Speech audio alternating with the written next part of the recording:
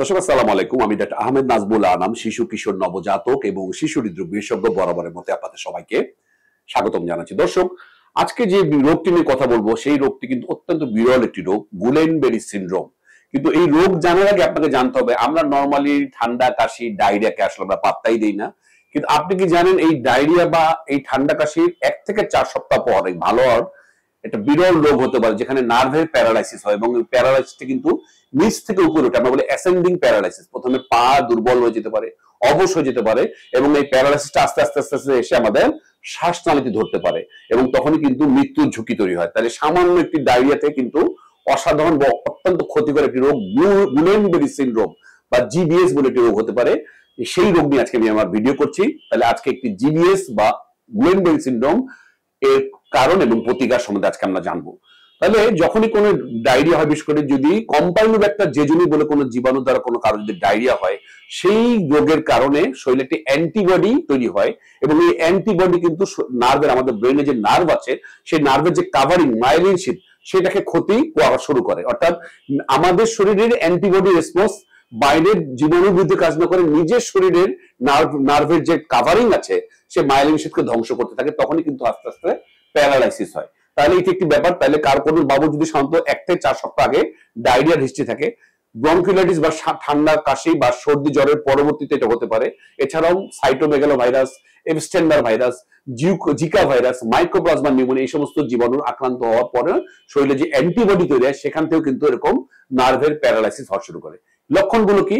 হঠাৎ করেই দেখা যাবে শিশু বলছে বা বড়রা বলছে তার পা নাড়াতে পারছে না, পা ঝিনঝিন করছে, পা অবশ হয়ে যাচ্ছে, পায়ে ব্যথাও হতে পারে এবং আস্তে আস্তে অবশ ভাবটা উপরের দিকে উঠতে থাকে বিস্ময়কর ভাবে, নিচ থেকে উপরে। মানে প্রথমে পা ধরবে, তারপর শরীরের উপরে অংশ আসবে, আস্তে আস্তে আমাদের জানেন শ্বাসনালী যেখানে আছে ডায়াফ্রাম বলে একটি, যেটা আমরা বাংলায় মধ্যচ্ছদা বলি, সেখানে আক্রমণ করবে এবং তখনই কিন্তু ভেন্টিলেটরের প্রয়োজন হতে পারে। সুতরাং এটি একটি অত্যন্ত ক্ষতিকর রোগ এবং এখানে কিন্তু মৃত্যুর ঝুঁকি রয়েছে।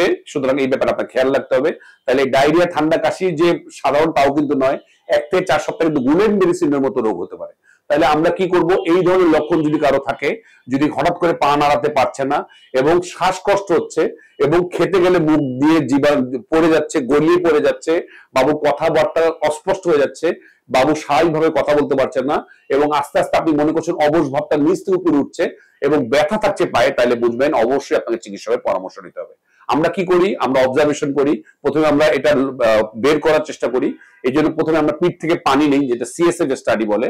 এখানে একটা বিশেষ টার্ম আছে, অ্যালবুমিনো সাইটোলজিক্যাল ডিসোসিয়েশন। প্রোটিনের কন্টেন্ট বেড়ে যায়, যেটা এটা আপনার জানার দরকার নেই, কিন্তু আমরা অবশ্যই পিঠ থেকে পানি বের করি আমরা।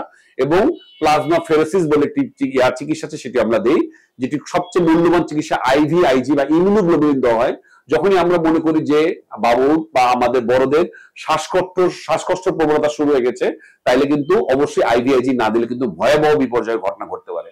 সুতরাং আমি দর্শক বুঝতে পারছেন, অত্যন্ত সাধারণ ঠান্ডা কাশি এবং ডায়রিয়ার পরে কিন্তু 1 থেকে 4 সপ্তাহে শরীরের নিজস্ব অ্যান্টিবডি তৈরি হয়ে এই ভয়াবহ রোগ গুলেনবেরি সিনড্রোম হতে পারে, যেখানে শরীরের নিজস্ব রোগ প্রতিরোধ ক্ষমতা বা অ্যান্টিবডি নিজের শরীরেরই নার্ভের মাইলিন শীট বা নার্ভের যে পর্দা আছে তাকে ক্ষতিগ্রস্ত করে ফেলে, যার ফলে নার্ভ আর কাজ করে না, অবশ হয়ে যায় এবং অবস্থা শুরু হয় পায়ের পাতা থেকে।